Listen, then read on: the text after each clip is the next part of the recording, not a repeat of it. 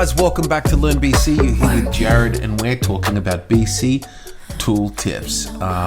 Effectively work tips. We're up to work tip 13 and I wanted to talk to you today about the power of personalization. It's one aspect. Now, a lot of people when we're going in to personalize something, you're thinking about, hey, I can personalize, I can add fields, and you can drag things in. We're going to approach this differently where we actually can go and hide. So I'm going to go to this column here and hide the description too.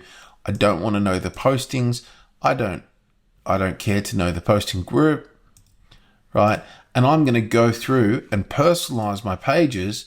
For example, when I go into an item card, what's really relevant for my role?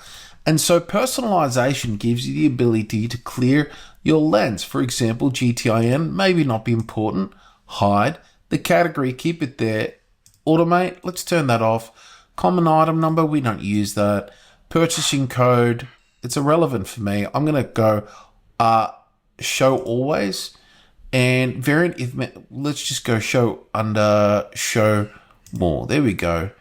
Purchasing code, let's move that to show under show more. So let's go show less. And look at this, I've just cleaned it up completely.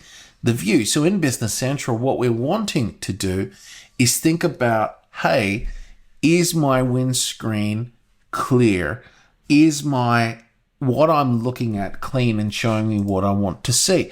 And so a couple of things that you can hide. One, fields on the page. Two, the columns, as you've seen here. Okay.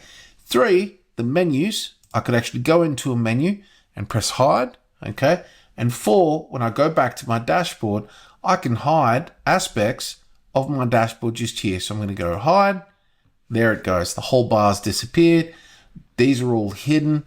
Approvals on email, I'm not doing that, so I can hit hide.